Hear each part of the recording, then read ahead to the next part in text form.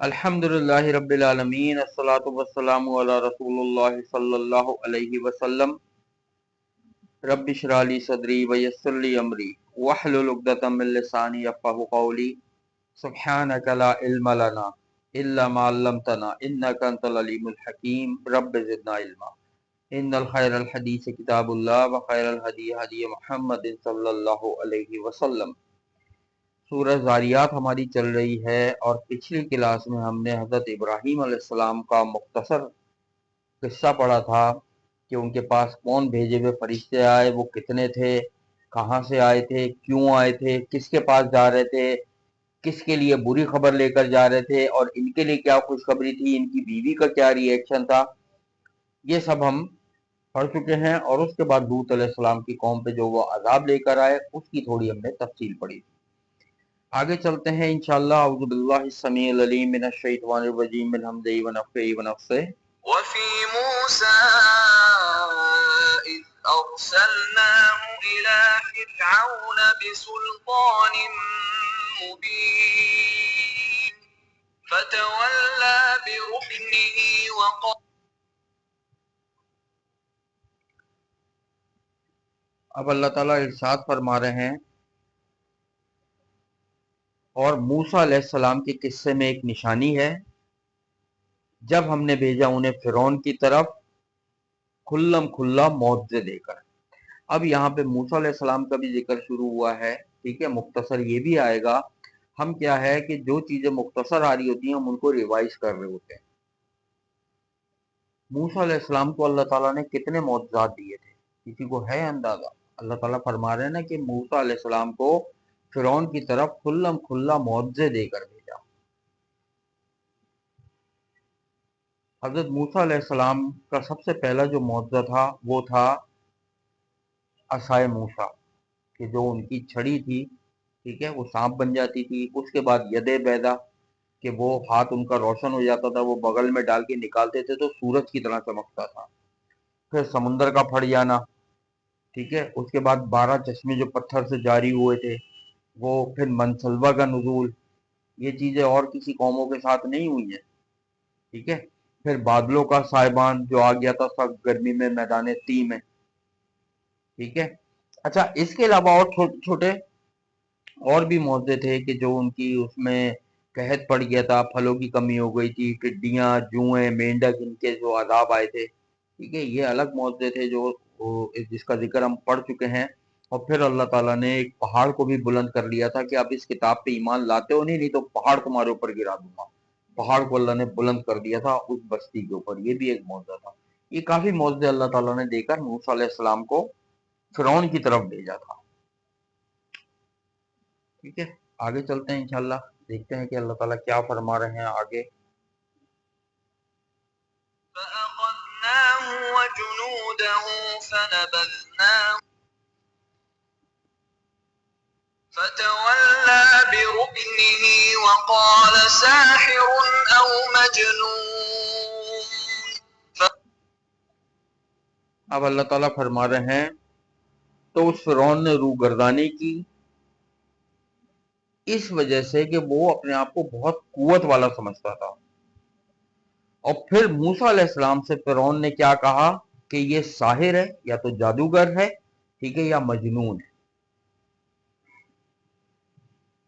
ठीक है।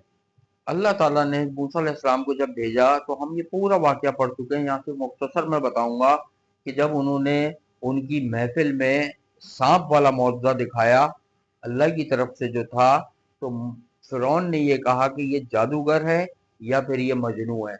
और जिन मदारियों को बुलाया गया था उनके मुकाबले के लिए, वो दिल में ईमान ला चुके थे, वो समझ चुके थे कि ये धोखा नहीं है, ये जादू नहीं है, ये हकीकत में सांप है। और इसी आयत के साथ जब हम पढ़ रहे थे तो अल्लाह ताला ने फरमाया, मैं जिक्र करना ज़रूरी समझता हूँ उसका, कि जब मूसा अलैहिस्सलाम का वाक़या हम जब आगे पढ़ रहे थे तो वहाँ पे अल्लाह ताला ने इसी आयत के साथ फ़ौरन जिक्र किया था कि जादूगर कहीं से भी आ जाए कभी कामयाब नहीं हो सकता।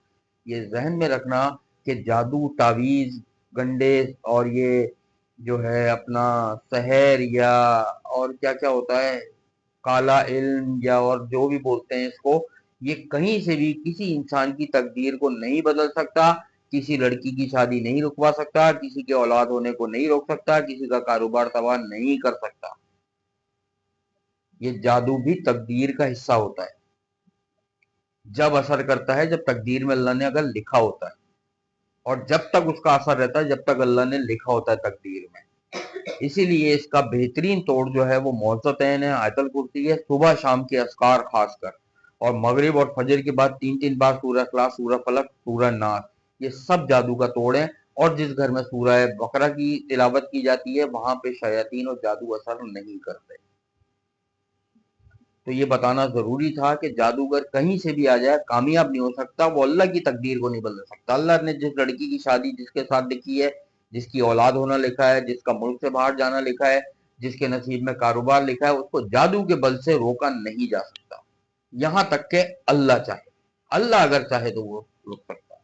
یہ اپنا ایمان ہمیشہ مضبوط رکھنا، اسی پہ رکھنا، ٹھیک ہے۔ تو فرعون نے کہا کہ یہ ساحر ہیں، جادوگر ہیں یا مجنون ہیں۔ آگے چلتے ہیں انشاءاللہ۔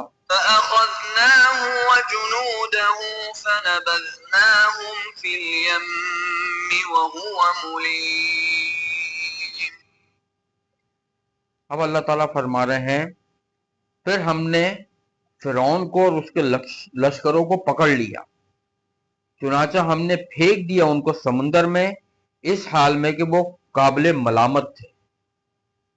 پھر اللہ تعالیٰ نے فرعون کو جب حد سے وہ گزر گیا، موسیٰ علیہ السلام کا پیچھا کرتا رہا اور سمندر پھاڑ دیا اللہ نے موسیٰ علیہ السلام کو اور ان کے جو بنی اسرائیل قوم تھی وہ، ٹھیک ہے، ان کو گزار دیا۔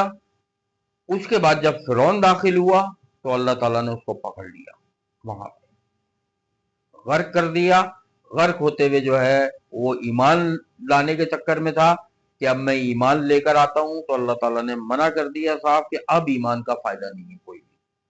پہلے ظلم، زیادتی اور جو ہے یہ کہلاتا رہا کہ انا ربکم الاعلی، کہ میں سب سے بڑا رب ہوں، اور اب ایمان لے کر آتا ہے۔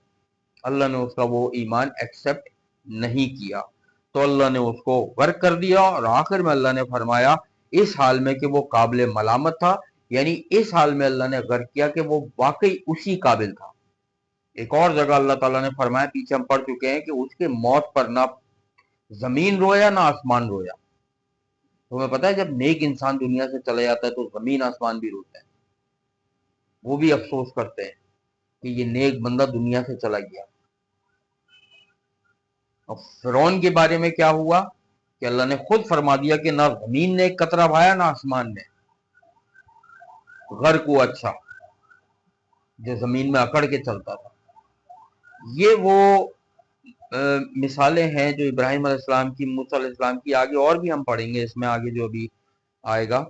تو یہ اللہ تعالیٰ نے مثالیں جو ہے قرآن میں اس لیے نازل کریں کہ نبی صلی اللہ علیہ وآلہ وسلم کو تسلی دینا کہ صرف آپ ہی کے ساتھ یہ ناانصافی اور دشمنی اور یہ رکاوٹیں اور مصیبتیں نہیں پیدا کر رہے ہیں مشرکین مکہ، ہر قوم نے اپنے نبی کے خلاف جو ہے نا وہ آواز اٹھائی، کبھی ایمان نہیں لے کر آئے سوائے چند ایک کے۔ اور انہوں نے کیا کیا تکالیف اٹھائیں؟ ایک تو یہ تھا کہ نبی صلی اللہ علیہ وآلہ وسلم کو یہ بتانا کہ اوروں کے ساتھ بھی ایسا ہو چکا ہے۔ دوسرا، جو بھی قوم دنیا میں موجود ہے یا اس وقت مشرکین مکہ تھے یا ابھی اہل یہود، اہل نصارہ ہیں، وہ اپنی کتابوں میں پڑھ سکتے ہیں کہ پہلے جو ان کی کتابوں میں ذکر ہے قوموں کا وہ ذکر قرآن میں بھی ہے، اور ان کی کتابیں تبدیل ہو چکی ہیں، قرآن میں کوئی تبدیلی نہیں آئی، کہ فائنل کتاب جو ہے وہ قرآن ہے، اب اسی پہ ایمان لانا ہے، ٹھیک ہے۔ اللہ کے نزدیک اب دین اسلام کے علاوہ کوئی دین قبول نہیں کیا جائے گا۔ اللہ سے دعا ہے اللہ تعالیٰ صحیح معنوں میں ہمیں پڑھنے، سمجھنے، عمل کرنے والا بنائے، اور جو ہم سے غلطیاں یا کوتاہیاں ہو گئی ہیں اللہ تعالیٰ سے دعا کرتے ہیں کہ اللہ تعالیٰ ہماری ان کوتاہیوں کو، غلطیوں کو دور فرمائے، اور ہمیں یہ رمضان ایسے نصیب فرما دے، ایسی عبادت کی توفیق دے دے اللہ کہ ہمارے گناہوں کو معافی مل جائے اور اللہ ہم سے راضی ہو جائے۔ اب چلتے ہیں انشاءاللہ کتاب صحیح بخاری کی طرف، اور ہماری جو باب چل رہا ہے وہ باب الجنائز چل رہا ہے، کتاب الجنائز۔ اب جو حدیث ہم پڑھیں گے وہ حدیث جو ہے ابو ہریرہ رضی اللہ تعالیٰ عنہ سے روایت ہے کہ وہ فرماتے ہیں کہ نبی صلی اللہ علیہ وآلہ وسلم نے اپنے صحابہ کرام کو نجاشی، جو حبشہ کا بادشاہ جب مسلمان ہو گیا تھا، نجاشی وہ تھا، اس کے مرنے کی خبر سنائی تو پھر آپ صلی اللہ علیہ وآلہ وسلم آگے بڑھے، لوگوں نے آپ صلی اللہ علیہ وآلہ وسلم کے پیچھے صفیں باندھی اور آپ نے 4 تکبیریں کہیں، یعنی کہ غائبانہ نماز جنازہ پڑھا۔ اس حدیث سے ہمیں پتہ لگتا ہے کہ کوئی اگر کسی اور علاقے میں، کسی اور ملک میں، کسی اور گاؤں میں، کسی اور شہر میں فوت ہو جائے تو کسی بھی جگہ دنیا میں، وہاں تو ہوگا ہی ہوگا جہاں وہ فوت ہو رہا ہے، دنیا میں اور کسی بھی جگہ جو ہے نا، لوگ اس کا نماز جنازہ پڑھ سکتے ہیں، اسی دن بھی پڑھ سکتے ہیں، اس کے اگلے دن بھی پڑھ سکتے ہیں، اس کے اگلے دن بھی پڑھ سکتے ہیں، کوئی مسئلہ نہیں۔ تو اس حدیث سے ہمیں پتہ چلا کہ غائبانہ نماز جنازہ پڑھنا نبی صلی اللہ علیہ وآلہ وسلم کی سنت ہے اور یہ پڑھنا چاہیے۔ اب ہم چلتے ہیں اگلی حدیث کی طرف۔ حضرت ابو ہریرہ رضی اللہ تعالیٰ عنہ سے روایت ہے کہ نبی صلی اللہ علیہ وآلہ وسلم نے فرمایا، جو شخص جنازے میں شریک ہوتا ہے، یعنی شریک رہا، اس کو 1 قیرات کا ثواب ملتا ہے، اور جو تدفین تک ساتھ رہا اسے 2 قیرات کا ثواب ملتا ہے۔ آپ صلی اللہ علیہ وآلہ وسلم سے پوچھا گیا 2 قیرات کتنے ہوں گے؟ تو آپ نے فرمایا 2 بڑے پہاڑوں کے برابر، یا ایک حدیث میں احد کے پہاڑ کے برابر بھی آتا ہے۔ کوئی شخص نماز جنازہ میں شامل ہوا اس کو 1 قیرات کا ثواب ملے گا، اور جو قبرستان تک گیا اس کو 2 قیرات کا ثواب ملے گا، اور 1 قیرات احد پہاڑ کے برابر یا بڑے پہاڑ کے برابر ہے۔ تو یہ وہ نیکیاں ہیں کہ جو نہیں چھوڑنی چاہیے۔ ایک حدیث اور لیتے ہیں انشاءاللہ۔ سمرہ بن جندب رضی اللہ عنہ سے روایت کرتے ہیں کہ میں نے نبی صلی اللہ علیہ وآلہ وسلم کے پیچھے ایک عورت کی نماز جنازہ پڑھی جس کا زچگی کی حالت میں انتقال ہو گیا تھا۔ آپ صلی اللہ علیہ وآلہ وسلم نماز جنازہ پڑھانے کے لیے اس کے درمیان میں کھڑے ہوئے۔ یہ تھوڑا سا ایک اس میں ہمیں جو مسئلہ پتہ لگتا ہے کہ جب مرد کی میت ہوگی نا تو جو جنازہ پڑھائے گا امام وہ سرہانے کی طرف کھڑا ہوگا، اور جب عورت کی میت کا اگر جنازہ پڑھائے گا تو وہ بیچ میں کھڑا ہوگا۔ ٹھیک ہے۔ نماز جنازہ جو ہے وہ مسجد کے اندر بھی پڑھائی جا سکتی ہے اور مسجد کے باہر بھی پڑھائی جا سکتی ہے۔ یہ ضروری نہیں ہے کہ نماز جنازہ صرف جو ہے نا مسجد کے اندر ہی پڑھی جائے یا صرف مسجد کے باہر پڑھی جائے۔ بہت سی مساجد میں نے دیکھا وہ نماز جنازہ مسجد کے اندر نہیں کرتے، باہر کرتے ہیں، غلط طریقہ ہے۔ اندر بھی پڑھا سکتے ہیں، باہر بھی پڑھا سکتے ہیں۔ ابھی اور بھی یہ ہمارا جو ہے وہ چل رہا ہے، تو انشاءاللہ ابھی اور حدیث سے دیکھیں گے، آہستہ آہستہ ہم ڈیٹیل سمجھیں گے۔ بس اللہ سے دعا یہ ہے جتنا بھی ہم پڑھ رہے ہیں اللہ ہمیں عمل کی توفیق دے، ہمارے اعمال کو ضائع ہونے سے بچائے، ہمیں اپنے شکر گزار اور عبادت گزار بندوں میں شامل فرمائے۔ ہمیں، ہمارے والدین، ہمارے بہن بھائی، ہمارے گروپ ممبران، سب کو اللہ تعالیٰ بہترین صحت کاملہ عاجلہ عطا فرمائے، سب کی دعاؤں کو اور عبادات کو اپنی بارگاہ میں قبول اور مقبول فرمائے۔ اللہم احسن عاقباتنا فی امور کلہا واجرنا من خزی الدنیا وعذاب الآخرہ، فاطر السماوات والارض انت ولی فی الدنیا والآخرہ توفنی مسلما والحقنی بالصالحین۔ اللہم انا نسألوک الہدی والتقی والعفاف والغنی، رب انی لما انزلت الی من خیر فقیر، ربنا تقبل منا انک انت السمیع العلیم وتب علینا انک انت التواب الرحیم۔ سبحان اللہ عما یصفون وسلام علی المرسلین والحمد للہ رب العالمین۔ سبحانک اللہم وبحمدک نشہد ان لا الہ الا انت نستغفرک ونتوب الیک۔ السلام علیکم ورحمۃ اللہ وبرکاتہ۔